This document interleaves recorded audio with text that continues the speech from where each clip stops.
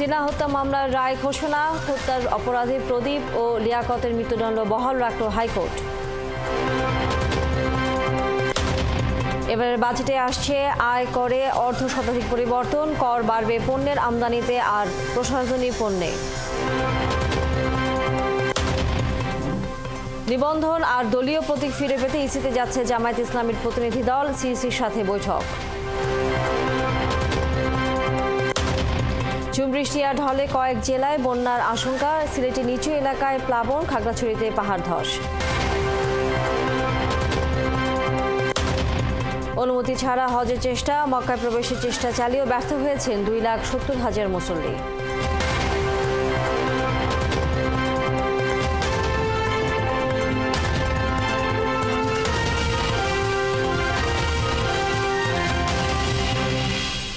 স্বাগত সংবাদ সংযোগে আপনাদের সাথে আছে আমি তানিয়া রহমান। শুনছিলেন প্রধান শিরোনাম, এবার পুরো খবর।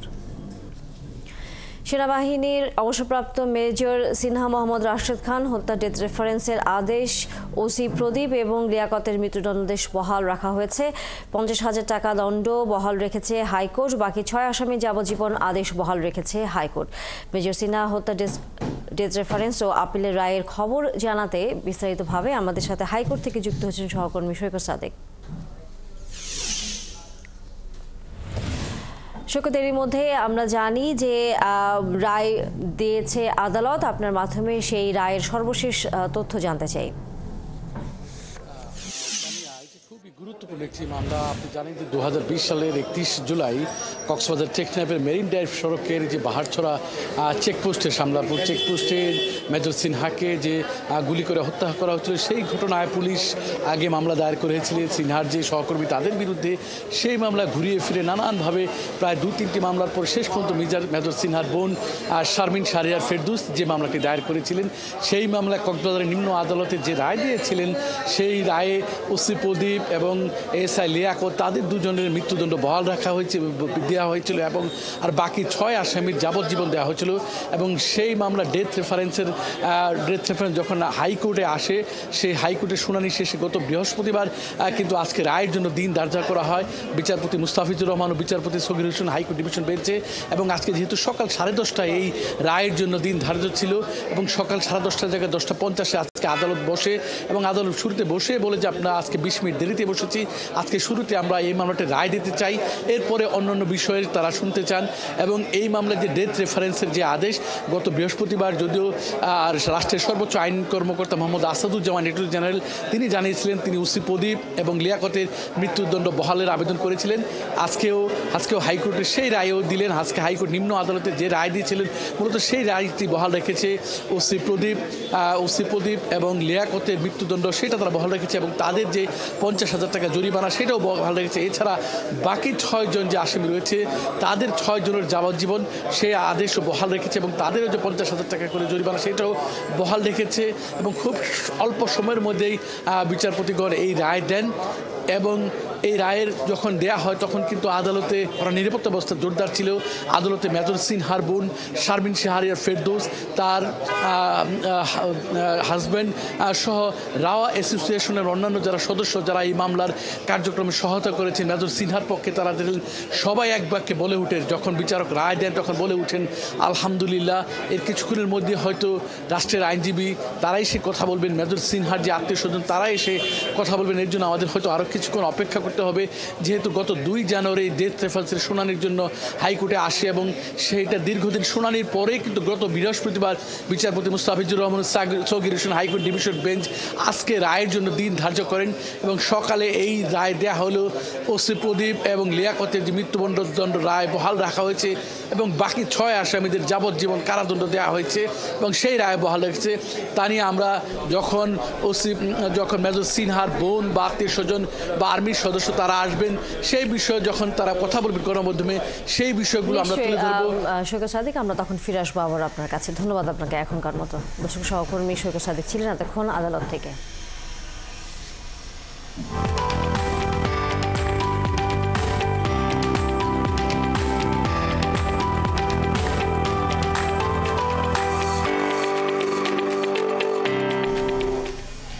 2025-26 অর্থ বছরের বাজেট প্রস্তাব হচ্ছে আজ বিকেল 3টায় জাতির উদ্দেশ্যে প্রস্তাব পেশ করবেন অর্থ উপদেষ্টা সালাউদ্দিন আহমেদ। সংসদ না থাকায় তার বাজেট বক্তৃতা সম্প্রচার করা হবে টেলিভিশনের মাধ্যমে। এবার ব্যয়ের লাগাম টেনে বাজেট ঘাটতি ধরা হচ্ছে 14 বছরের সর্বনিম্ন, আর সেই অঙ্ক সীমাবদ্ধ থাকছে জিডিপির 3.62% মধ্যে। এবারের বাজেটকে সরল ও বাস্তবমুখী বলছেন অর্থ উপদেষ্টা। স্বাধীনতার পর প্রথমবার বাজেটের আকার আগের অর্থ বছরের মূল বাজেটের চেয়ে কমিয়ে জিডিপির 12.65% ধরা হচ্ছে। বিদায়ী অর্থ বছরের চেয়ে 0.88% কমছে বাজেটের আকার। টাকার অঙ্কে যা 7,000 কোটির মতো। বাস্তবতার সাথে মিল রেখে ঘাটতি কমিয়ে বাজেটের আকার ছোট রাখার কথা বলছেন অর্থ উপদেষ্টা সালাউদ্দিন আহমেদ।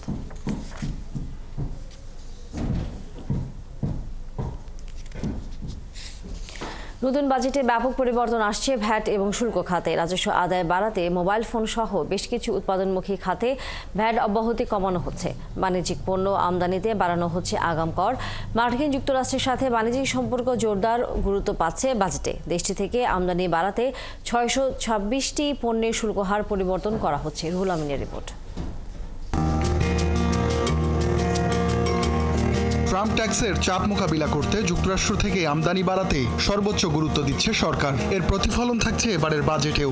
110টি পণ্যের আমদানি শুল্ক প্রত্যাহারের প্রস্তাব করছেন অর্থ উপদেষ্টা। কমানো হচ্ছে 65টির।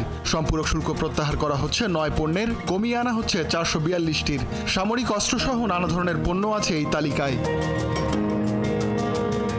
বৈশ্বিক বাণিজ্য শর্ত পূরণে ট্যারিফ ও ন্যূনতম মূল্য যৌক্তিক করছে সরকার। বাজেটে সব ট্যারিফ মূল্য প্রত্যাহার করা হচ্ছে। 84 পণ্যের ন্যূনতম মূল্য প্রত্যাহার হচ্ছে, আর 23 পণ্যের ন্যূনতম মূল্য বাড়ানো হচ্ছে। এই তালিকায় আছে লিপস্টিক সহ নানা ধরনের মেকআপ ও প্রসাধনী সামগ্রী।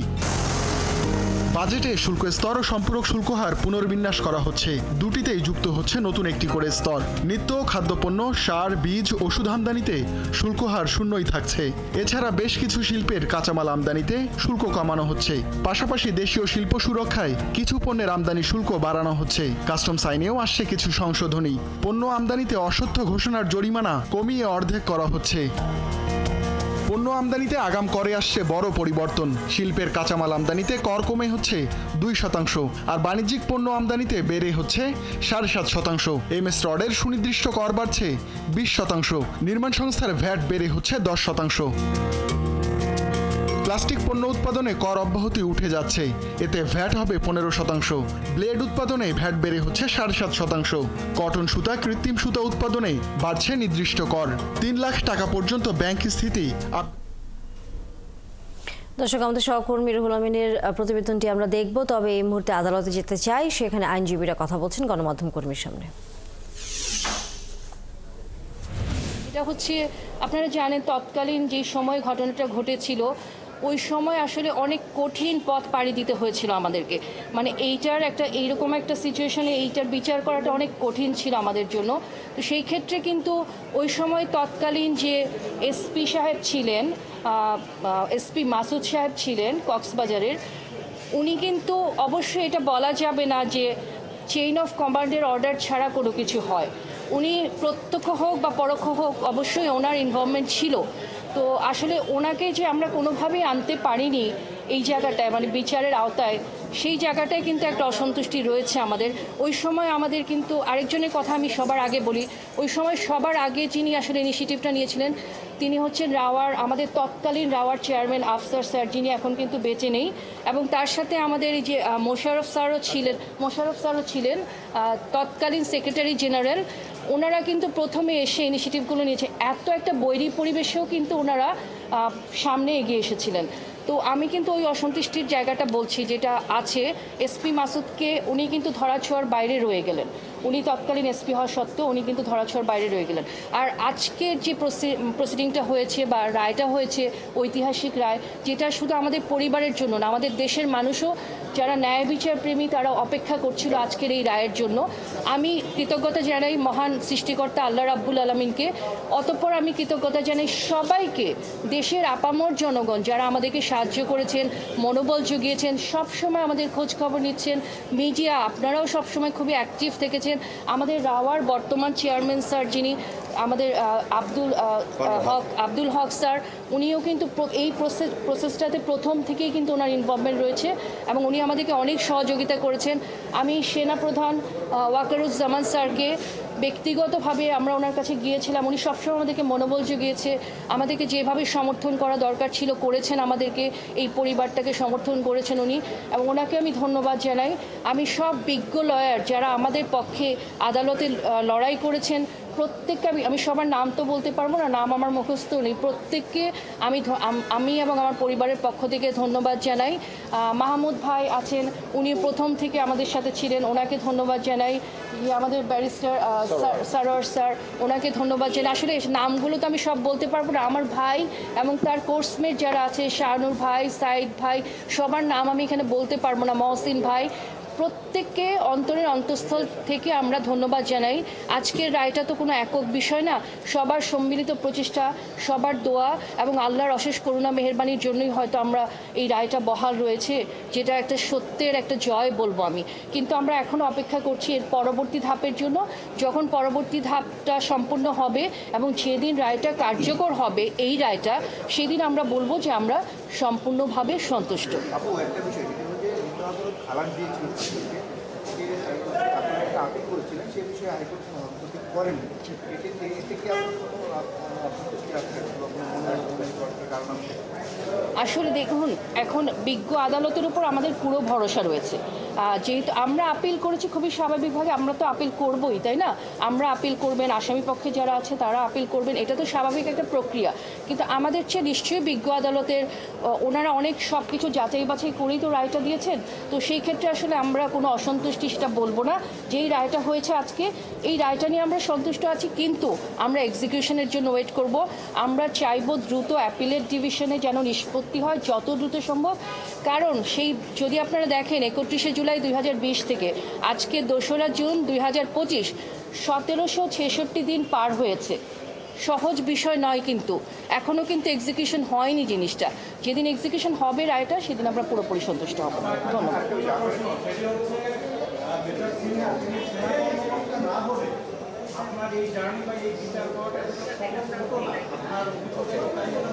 সরকার পরিবর্তনের কারণে এই রায় পেয়েছেন।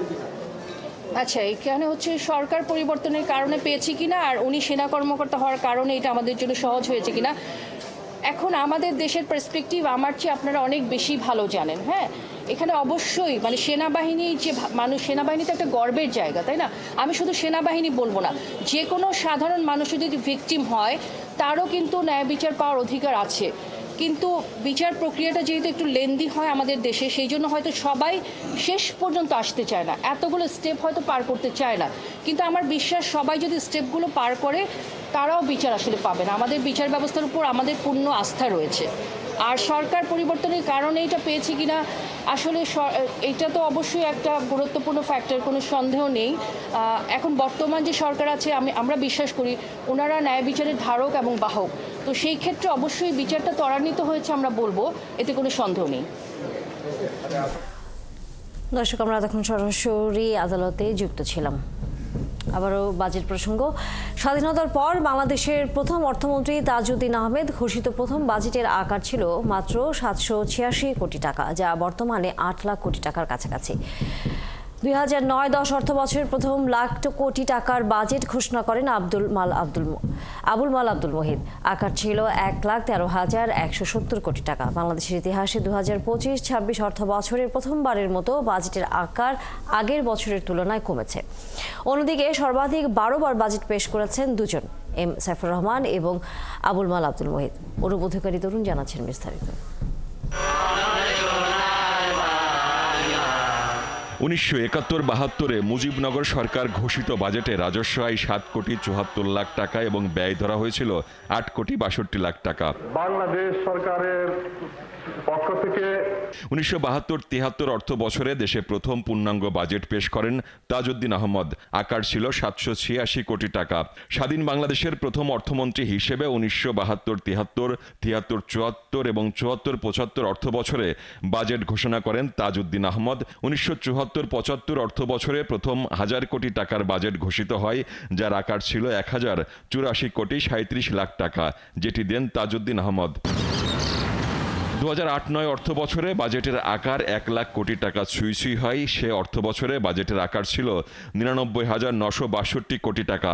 এর পরের অর্থ বছর 2009-10-এ প্রথম 1 লাখ কোটি টাকার বেশি বাজেট দেয়া হয়, যার আকার ছিল 1,13,170 কোটি টাকা, যা ঘোষণা করেন আবুল মাল আব্দুল মুহিত। এটা থেকে বোঝা যায় যে যত উত্থান পতনই হোক, তারপরেও বাংলাদেশের অগ্রগতি হয়েছে। বাংলাদেশকে যখন জন্ম নেয় তখন সবাই বলেছিল যে এটা একটা ফুটোওয়ালা ঝুটি। বাংলাদেশ প্রমাণ করছে যে না, আমরা বাস্কেট কেস না। সেই কারণে সে লেস ডেভেলপ কান্ট্রি হয়ে গেছে এবং medium develop, lower medium develop country হয়েছে।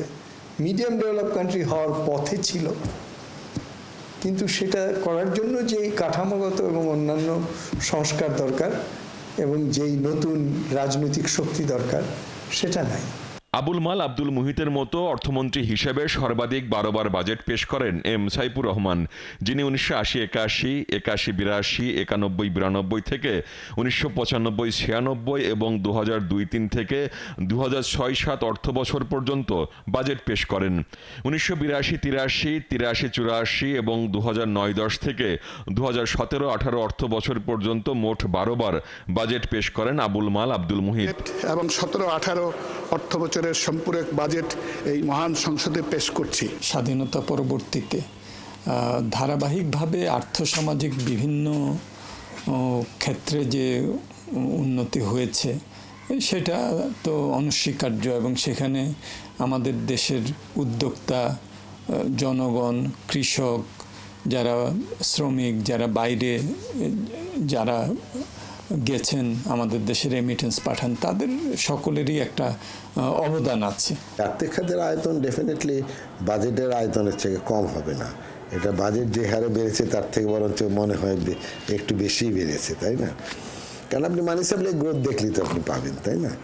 কিন্তু সাথে সাথে আরও যে সমস্ত কোয়ালিটির ডেভেলপমেন্ট হওয়ার কথা ছিল, যে আপনার কারেন্সি আউটসাইড ব্যাংক, যে মানুষের ক্যাশ হ্যাবিট কিন্তু আবার চেঞ্জ হয়নি। Still we are dependent on cash, তাই না? তত্ত্বাবধায়ক সরকারের সময় 2007-08 এবং 2008-09 অর্থ বছরের বাজেট পেশ করেন ডক্টর এবি মির্জা আজিজুল ইসলাম। আর 2025-26 অর্থ বছরে প্রথমবারের মতো অন্তর্বর্তীকালীন সরকারের হয়ে ডক্টর সালেউদ্দিন আহমেদ বাজেট পেশ করছেন। অনুপ অধিকারী, তরুণ, 71, ঢাকা। দর্শক, আমরা আবারও যেতে চাই আদালতে, সেখানে আইনজীবী কথা বলছেন, আমরা যুক্ত হচ্ছি। সঠিক দায়িত্ব পালন করতেন তাহলে এপিলেট ডিভিশন টেক কেয়ার করবেন এবং এপিলেট ডিভিশনে এসপি মাসুদের বিরুদ্ধে যথাযথ প্রসিডিংস জড়ো করে শাস্তির সম্মুখীন করা হবে।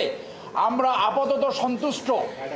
আমরা রায় আপনারা শুনেছেন, ট্রায়াল কোর্টের বিচারিক আদালতের যে রায় ছিল, 2 জনের ফাঁসি, লিয়াকাত এবং প্রদীপ এবং বাকি যে 6 জনের যাবজ্জীবন সেইটা বহাল রেখেছে, অন্য জরিমানা সহ এবং অন্য যে আপিলগুলো ছিল খালাসের এবং শাস্তি বৃদ্ধি করার, সেইটা তারা খারিজ করে দিয়েছে। এখন এটা অ্যাজ ইউজুয়াল ডেথ রেফারেন্স হিসেবে এপিলেট ডিভিশনে যাবে।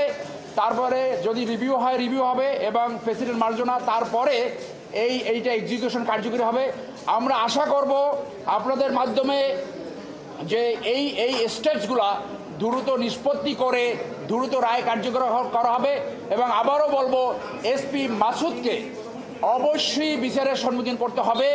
আমরা এমন কোনো এসপি চাই না যে খুনি ওসিকে প্রতিপালন করবে এবং বাংলাদেশের নাগরিকদের এইভাবে পাখির মতো খুন করবে। অতএব SP Masud should B A case story এবং এসপি মাসুদকে এপিলেট ডিভিশন বিচারের আওতায় আনবে বলে আমরা আপনাদের মাধ্যমে জাতির কাছে এবং বিচার বিভাগের কাছে আশাবাদ ব্যক্ত করব। দর্শক, আমরা তখন সরাসরি আদালতে ছিলাম। প্রধান নির্বাচন কমিশনার এম নাসির উদ্দিনের সাথে বৈঠক করবে জামায়াত ইসলামী। আগারগাঁওয়ে নির্বাচন ভবনে এই বৈঠকে জামায়াতের নিবন্ধন ও প্রতীক ফিরে পেতে আলোচনা করার কথা রয়েছে।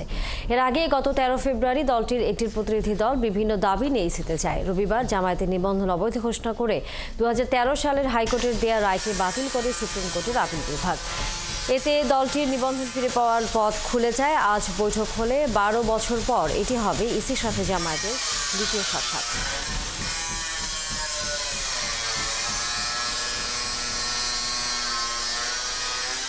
এ বিষয়ে আরও তথ্য জানাতে আমাদের সাথে নির্বাচন কমিশন থেকে যুক্ত হচ্ছেন সহকর্মী ফারজানা আক্তার। ফারজানা, জামাতের প্রতিনিধিরা নির্বাচন কমিশনে এসেছেন কিনা এবং একই সাথে আর অন্য কোনো বৈঠক হবার কথা রয়েছে কিনা নির্বাচন কমিশনে? তানিয়া, আজ বেলা 12টার সময় জামাতের প্রতিনিধিদের নির্বাচন কমিশনারদের সঙ্গে বৈঠক করার কথা রয়েছে এবং তারা কিছুক্ষণের মধ্যে এসে পৌঁছবেন বলে আমরা জানতে পেরেছি। এবং আপনি জানেন যে গতকাল এক যুগ পর জামাতের নিবন্ধন বাতিলের যে রায় ছিল হাইকোর্টের, সেটি বাতিল করেছে আপিল বিভাগ এবং নির্বাচন কমিশনকে আদেশ দিয়েছে জামাতের নিবন্ধন ফিরিয়ে দিতে। পাশাপাশি সেখানে রায় আরেকটি বিষয় বলা হয়েছিল যে জামাতের নিবন্ধন বা যে কোনো ইস্যু, অনিষ্পন্ন ইস্যু, পাশাপাশি প্রত্যেকের বিষয়টি আসলে সাংবিধানিকভাবে নির্বাচন কমিশন সেটি নিষ্পন্ন করবে এবং সেই রায়ের কপি আমরা জানতে পেরেছি, সেই রায়ের সংক্ষিপ্ত কপি নির্বাচন কমিশনে এসে পৌঁছেছে। এবং আমরা কিন্তু দেখেছি আজ সকালে প্রায় 1 ঘন্টা আগে নির্বাচন কমিশনের প্রধান নির্বাচন কমিশনার এবং বাকি নির্বাচন কমিশনাররা মিলে একটি বৈঠকে বসেছে এবং ইসি সূত্রে আমরা জানতে পেরেছি যে এটি আসলে এখানে এই বৈঠকে জামায়াতের নিবন্ধন এবং যে প্রতীকের বিষয় সেটি আলোচনা হতে পারে এবং ধারণা করা হচ্ছে আজকের মধ্যে জামাতের নিবন্ধন ফিরিয়ে দিয়ে গ্যাজেট প্রকাশ করা হতে পারে। পাশাপাশি প্রতীকের যে বিষয়টি রয়েছে সেটি যদি বলি যে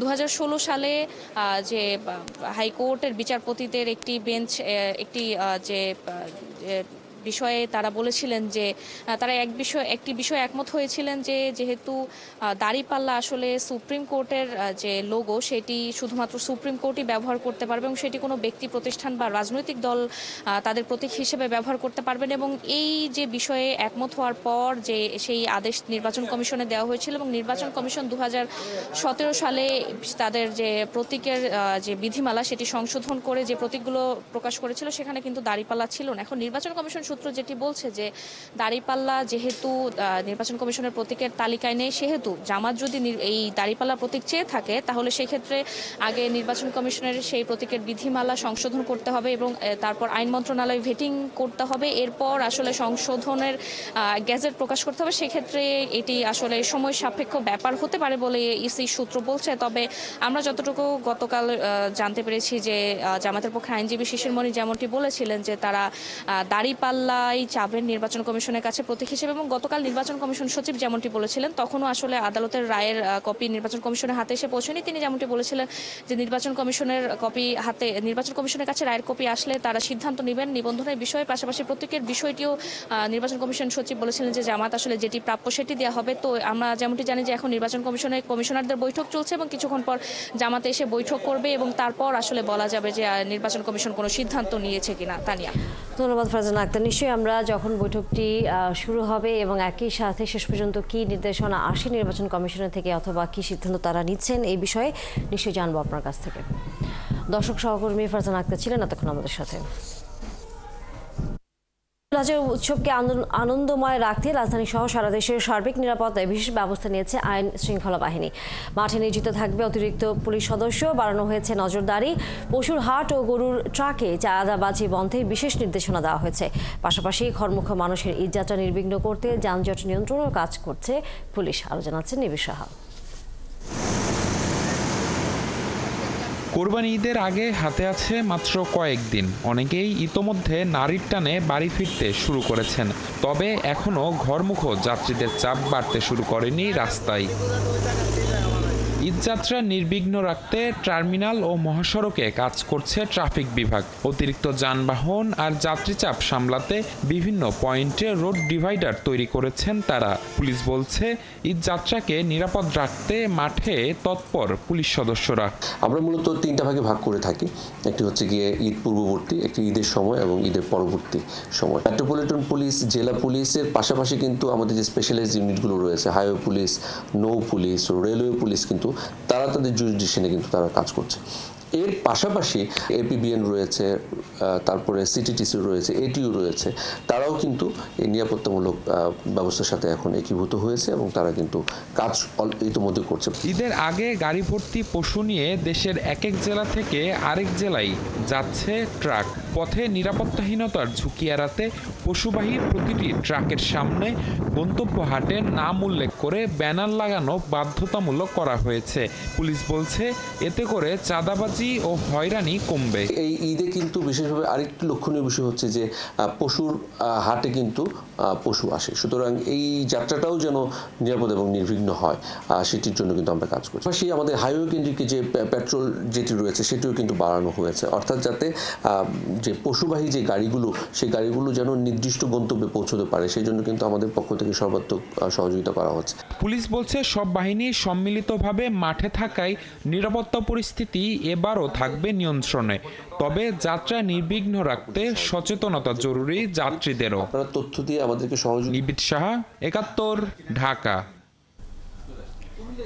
দর্শক, ঈদুল আজহা উপলক্ষে ট্রেনে ঘরমুখো মানুষের যাত্রার তৃতীয় দিন আজ। এই যাত্রার আরও খবর জানাতে কমলাপুর থেকে যুক্ত হচ্ছে সহকর্মী মনির মিল্লাত।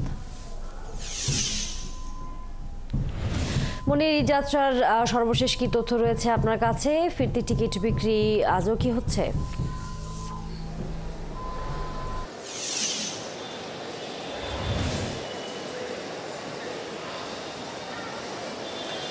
দেখুন, আজকে তৃতীয় দিনের ঈদযাত্রা চলছে ট্রেনের, অর্থাৎ যারা আগাম টিকিট কেটেছিলেন তারা আজকের দিনে কমলাপুর ছাড়ছেন বিভিন্ন গন্তব্যে। তবে সকাল থেকে আমরা দেখছি যে সমস্ত ট্রেন নির্ধারিত সময়ে স্টেশন ছেড়ে যাচ্ছে, যে কারণে প্রতিবার ঈদের সময়টাতে যে পরিমাণ ভোগান্তি হয় সেরকম পরিস্থিতি কিন্তু আজকের দিনে অন্তত হয়নি, এবং গতকাল দ্বিতীয় দিন, তার আগে প্রথম দিন, অর্থাৎ এই 3 দিনের ঈদযাত্রায় এখন পর্যন্ত যাত্রীদের ভোগান্তি, অর্থাৎ শিডিউল বিপর্যয়ের যে ভোগান্তি সেটি এখন পর্যন্ত হয়নি। এবং স্টেশন কর্তৃপক্ষ এবং রেল কর্তৃপক্ষ আশা করছে যে বাকি সময়টাতে ঈদের আগ পর্যন্ত তাদের এই প্রচেষ্টা অব্যাহত থাকবে এবং তারা চেষ্টা করবেন যে সমস্ত ট্রেনগুলো যেন নির্ধারিত সময় স্টেশন ছেড়ে যায়। আর আজকের তৃতীয় দিনে সকাল থেকে দেখছি যে যাত্রীর চাপ কিছুটা বেড়েছে। গতকাল একদমই যাত্রী ছিল না, খুবই কম ছিল যাত্রী সংখ্যা, তবে আজকের দিনে সকাল থেকে যাত্রীর চাপ কিছুটা বেড়েছে। তবে রেল কর্তৃপক্ষ যেটি পরিষ্কার করে বলছেন যে এখন পর্যন্ত আসলে ঈদের যে ভিড়, যে যাত্রী চাপ, সেটি এখন পর্যন্ত শুরু হয়নি, কারণ ঈদের ছুটি বৃহস্পতিবার থেকে শুরু হবে, তখন সরকারি বেসরকারি সমস্ত অফিস ছুটি হয়ে যাবে, সবাই বাড়ির পথে একসাথে রওনা করবেন, যে কারণে সেই সময়টাতে প্রচণ্ড যাত্রীচাপ থাকার এক ধরনের শঙ্কা করা হচ্ছে। তবে এখন আজকের দিনে গতকালকের তুলনায় কিছুটা যাত্রীচাপ বেড়েছে, তবে গাদাগাদি পরিস্থিতি কিন্তু নেই। কমলাপুর থেকে যে ট্রেনগুলো এখন পর্যন্ত ছেড়ে গেছে, আমরা দেখেছি যে যারা টিকিট কেটেছিলেন তারা নির্ধারিত আসনে বসেই গন্তব্যের পথে যাত্রা করতে পেরেছেন, কোনো ধরনের অভিযোগ এখন পর্যন্ত আমরা পাইনি। আর বিনা টিকিটের ভ্রমণ বন্ধ করবার জন্য আমরা দেখছি যে স্টেশন কর্তৃপক্ষ তারা কিন্তু আপ্রাণ চেষ্টা করছেন, কারণ ঈদের সময় প্রচুর যাত্রী তারা বিনা টিকিটেই আসলে ভ্রমণ করবার এক ধরনের চেষ্টা করেন। আমরা দেখছি যে এখানে রেলের নিজস্ব নিরাপত্তা কর্মী যারা রয়েছেন তারা দায়িত্ব পালন করছেন, পাশাপাশি সবগুলো প্ল্যাটফর্মেই মোবাইল কোড পরিচালনা করা হচ্ছে এবং যারা বিনা টিকিটে স্টেশনে প্রবেশ করছেন তাদের জরিমানা করা হচ্ছে। ধন্যবাদ মনির মিল্লাত। নিশ্চয়ই আমরা ফিরবো আবারও ঈদ যাত্রার খবর জানবার জন্য আপনার কাছে। ঈদুল আজহার আগে দেশের সিনেপ্লেক্স এবং সিনেমা হলগুলো বন্ধ হয়ে যেতে পারে এমন হুঁশিয়ারি দিয়েছেন বাংলাদেশ চলচ্চিত্র প্রদর্শক সমিতি। সমিতির সাধারণ সম্পাদক আওলাদ হোসেন উজ্জ্বল জানান, সিনেমার লগ্নিকারী প্রযোজকদের অতিরিক্ত লভ্যাংশ দাবির কারণে এই সিদ্ধান্ত নিতে বাধ্য হচ্ছেন তারা। রবিবার সন্ধ্যায় রাজধানীর এক হোটেলে সাংবাদিক সম্মেলন করে বলেন হল প্রদর্শক সমিতি। সম্মেলনের প্রদর্শক সমিতির নেতৃবৃন্দ দাবি করেন, ঈদ ছাড়া সারা বছর মানসম্মত দেশীয় ছবি পাওয়া যায় না, ফলে লোকসানে চলছে হলগুলো। সাকিব খান ছাড়া অন্য নায়ক তৈরি না হওয়াও এর বড় কারণ। এই পরিস্থিতিতে প্রযোজক পরিচালকদের অতিরিক্ত লভ্যাংশ দাবির বিরুদ্ধে প্রতিবাদ জানিয়ে সমিতি তাদের সিনেমা বয়কটের সিদ্ধান্ত নিয়েছে। সমিতির পক্ষ থেকে জানানো হয়েছে, যদি পরিস্থিতির উন্নতি না হয় তাহলে ঈদের আগে দেশের সব সিনেমা হল বন্ধ করে দেওয়া হবে। তাদের মতে এই সিদ্ধান্তের মাধ্যমে তারা চলচ্চিত্র শিল্পের সংকট মোকাবেলা করতে চান।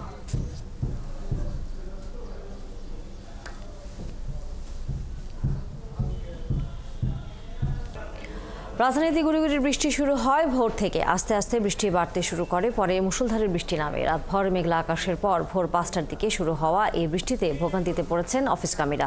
বৃষ্টির কিছুক্ষণের মধ্যে শহরের বিভিন্ন রাস্তায় পানি জমে যায়। মিরপুর 10 নম্বর গোলচত্বর, রামপুরা, বাড্ডা, শ্যামলী, যাত্রাবাড়ি, কারণবাজার, বিজয়নগরীর বিজয় সরণির রাস্তায় পানি জমে গেছে। সড়ক জুড়ে পানির কারণে মিরপুর, মোহাম্মদপুর, বাড্ডা ও ধানমন্ডি এলাকায় মানুষকে যানজট ও চলাচলের সমস্যায় পড়তে হয়েছে। আবহাওয়া অধিদপ্তর জানিয়েছে, মৌসুমী বায়ু বাংলাদেশের পূর্বাঞ্চলে সক্রিয় এবং দেশের অন্যত্র মোটামুটি সক্রিয় আছে।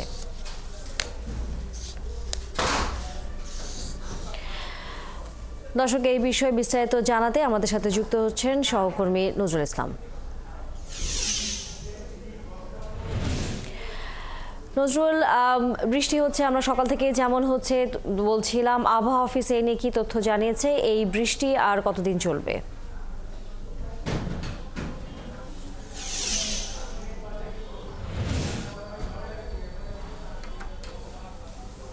তানিয়া, এর আগে সংযোগে যেমন জানিয়েছিলাম, আবহাওয়া অফিস কিন্তু ইতিমধ্যে জানিয়ে দিয়েছে যে আগামীকাল এবং আগামী 24 ঘন্টা এবং আগামী 48 ঘন্টা কিন্তু আসলে অতিবৃষ্টির যে মাত্রা সেটি আসলে কমে যাবে, কিন্তু গুড়ি বৃষ্টি সেটি স্বাভাবিক থাকবে। একই সাথে বঙ্গোপসাগরে কিন্তু নিম্নচাপের কোনো প্রভাব নাই এবং ঘূর্ণিঝড় যেটির কথা বলা হয়েছিল সেটিরও কোনো অবকাশ নেই। এবং ঢাকা সহ ঢাকার আশেপাশের যে বিভাগীয় শহরগুলো রয়েছে সেগুলোতে কিন্তু বৃষ্টি থাকবে এবং সেই অতিবৃষ্টিটা কিছুটা কমে আসবে। একই সাথে সব কিছু মিলিয়ে এখন আমি অবস্থান করছি রাজধানীর বিজয় সরণিতে, কিন্তু সেই বিজয় সরণির অবস্থান কিন্তু ঢাকা সহ ঢাকার আশপাশের যে সড়কগুলো রয়েছে সেখানে কিন্তু যানজটের পরিমাণটা অনেকটাই কমে গিয়েছে। এবং ইতিমধ্যে কিন্তু আপনি জানেন যে রাজধানীর বেশিরভাগ স্কুল কলেজ মাদ্রাসাগুলো কিন্তু ঈদের ছুটি হয়ে গেছে এবং এর সাথে গ্রীষ্মকালীন অবকাশে যে ছুটি সেটি চলমান রয়েছে। সেই থেকে কেন্দ্র করে যদি বলতে পারি যে রাজধানীর বিজয় সরণি এলাকা থেকে শুরু করে ফার্মগেটমুখী কারণ বাজার শাহবাগ হয়ে রাস্তাটি কিন্তু সাধারণভাবে স্বাভাবিকভাবে চলাচল রয়েছে এবং কিছু জায়গায় ট্রাফিক রয়েছে। এবং সেই বিজয় সরণির মোড় থেকে শুরু করে সাত রাস্তা মগবাজার এবং তেজগাঁ সাত রাস্তা নাবিস্কো ওই এলাকাটি কিন্তু ট্রাফিক জ্যাম নেই বললেই চলে। একই সাথে বিজয় সরণি থেকে শুরু করে জাহাঙ্গীর গেট, মহাখালী, কাকলি, বনানী এই রাস্তাটা কিন্তু পুরোপুরি আসলে সেই ট্রাফিক যে যানজট সেটি থেকে মুক্ত আছে। এছাড়া বিজয় সরণির মোড় থেকে সেটি হলো যে এই সংসদ ভবনের এলাকা, সংসদ ভবন, মানিক পি এভিনিউ, আসাদকে, ধানমন্ডি 27 এই দিকটিতেও কিন্তু আসলে যান চলাচল স্বাভাবিক রয়েছে। একই সাথে ধন্যবাদ নজরুল ইসলাম। আমরা ফিরব নিশ্চয়ই আবারও আপনার কাছ থেকে রাজধানীর খবর জানবার জন্য। রাজধানীর কোরবানি পশুর হাটগুলো প্রস্তুত, পশু রাখার শেড তৈরির কাজও শেষ। সব হাটেই পশু উঠেছে, এখনও গাড়িতে পশু আসছে। আগামীকাল থেকে আনুষ্ঠানিকভাবে হাট শুরুর কথা থাকলেও তার আগেই পশুতে ভরে উঠেছে।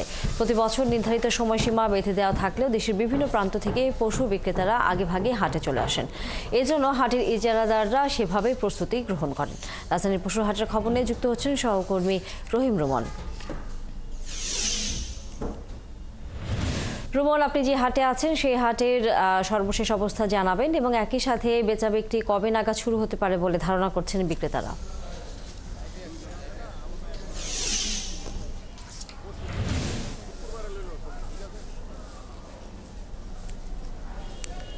তানিয়া, ঢাকায় যারা কোরবানি করেন সাধারণত এরা ঈদের 1-2 দিন আগে পশু কিনে থাকেন, কারণ আপনি জানেন যে ঢাকার যেই প্রচুর পরিমাণে যেই মানুষের যে বসবাস সেই হিসাবে কিন্তু ফাঁকা জায়গা খুবই কম।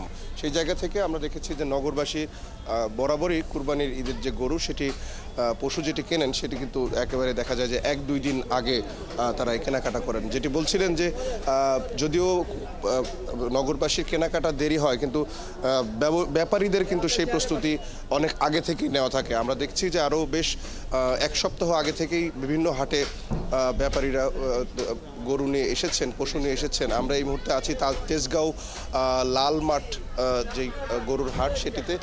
এখানেও দেখছি প্রচুর পরিমাণে পশু কিন্তু উঠেছে, পর্যাপ্ত পরিমাণে, কিন্তু এখন পর্যন্ত বেচা কেনা শুরু হয়েছে সেটি বলা যাচ্ছে না, কারণ যারাই এখন ক্রেতা হিসেবে আসছেন তারা মূলত দাম যাচাই করে তারা চলে যাচ্ছেন। কিছু কেউ দাম বলছেনও, সেটিও হয়তো যাচাইয়ের পর্যায়ে পড়ে। আমরা দেখছি এই হাটে বিভিন্ন সাইজের কিন্তু গরু আছে। আমরা একটি বিশাল গরুর সামনে এই মুহূর্তে আছি, যেটির নাম রেখেছেন এই মালিক ব্যাপারী হামজা। আমরা তার কাছ থেকে শুনতে চাই যে এই যে এত বড় গরু নিয়ে আসলেন, লস হওয়ার কোনো চান্স আছে কিনা? লস হলে আপনার আসলে কি অবস্থা হবে? আসলে লস হওয়ার কথা না, কেননা আমরা গত কোরবানির 7টা গরু নিয়ে আসছি। ওই ঈদের 2 দিন আগের থেকে বেচা কেনা শুরু হয়, বেচা হয়ে যায়। তো আশা করি এই ঈদেও আমরা আমাদের 30টা গরু নিয়ে এসেছি, বেচা হয়ে যাবে, আমাদের বিশ্বাস আছে। আপনার 30টা গরু সব কি এরকম বড় বড় সাইজ? না, আমার এই 7টা গরু আছে বড় সাইজের, আর গুলা মোটামুটি মিডিয়াম সাইজের, ওই 2 লাখ। আপনি কবে আসলেন আর ক্রেতা সমাগম কেমন, দাম বলতেছে কেউ? আমরা আসছি আজকে 4 দিন আছে, মোটামুটি আসতেছে, দামাদামি করতেছে, কিন্তু এখনো বেচা কিনা শুরু হয় নাই। হয়তো 2-3টা বেচা হয়েছে এরকম আর কি। আচ্ছা, একটা যেটা জানতে চাই যে এই ব্যাপারীদের একটা রিস্ক থাকে যে চাঁদাবাজ, আইন শৃঙ্খলা পরিস্থিতি নিয়ে একটা অভিযোগ থাকে, থাকা খাওয়া নিয়ে সমস্যা থাকে, এবছরের অবস্থাটা কি? না এই বছর এটা তো এরকম তো কিছুই নাই বা এরকম কিছুই দেখি নাই। সব কিছু আইন শৃঙ্খলা বাহিনী আছে, আড়তদাররা আছে, কতক্ষণ পর পরে আড়তদাররা আসতেছে, ব্যাপারীকেও খোঁজ খবর নিতেছে, বুঝছেন। তো এই হিসাবে মনে করেন সব দিক ভালো। হাটের ব্যবস্থাপনা ভালো। তা নিয়ে শুনছিলেন যে একজন ব্যবসায়ীকে শুনছিলাম, তিনি বলছিলেন যে এবারের হাটের যে পরিস্থিতি সেটি খুবই সুশৃঙ্খলভাবেই এখন পর্যন্ত চলছে। যদিও ক্রেতা সমাগম এখনও তেমন বাড়েনি, তবে তারা প্রত্যাশা করছেন আগামী বুধবার বা বৃহস্পতিবার থেকে হয়তো এই হাটগুলো জমতে পারে। এখনও বিভিন্ন হাটে আমরা দেখছি যে বিভিন্ন জায়গা থেকে, বিভিন্ন এলাকা থেকে পশু বোঝাই ট্রাক নিয়ে ব্যাপারীরা আসছেন এবং নির্ধারিত যেই হাট, সেই হাটগুলোতে তাদের যেই জায়গা, সেই জায়গাটি আসলে দখলে রাখবার জন্য অনেকেই আগে ভাগে এসেছেন। সেই সকল ব্যবসায়ীরা এখনও হাটে খুব আছেন, যদিও কিছু সংকট আছে। আপনি জানেন যে বৈরী আবহাওয়া, কিছুক্ষণ আগেও এখানে বৃষ্টি হয়েছে, আমরা দেখছি যে একেবারে কর্দমাক্ত অবস্থা মাঠে। তারপরেও তাদের সেরকম কোনো অভিযোগ বা নাই তাদের। তবে তারা প্রত্যাশা করছেন যদি ভালো বিক্রি হয়, এই যে কষ্ট, তাদের যে ইনভেস্ট, সেটি আসলে বিফলে যাবে না। তানিয়া, ধন্যবাদ রহিম রোমান। আমরা নিশ্চয়ই ফিরবো আবারও পশুর হাটের খবর জানবার জন্য। দর্শক, সহকর্মী রহিম রোমান ছিলেন এতক্ষণ আমাদের সাথে। সংবাদ সংযোগ সরাসরি সংবাদ অনুষ্ঠান দেখতে থাকুন ৭১ ফেসবুক পেজে এবং সাবস্ক্রাইব করুন ৭১-এর ইউটিউব চ্যানেল। থাকুন ৭১-এর সাথে।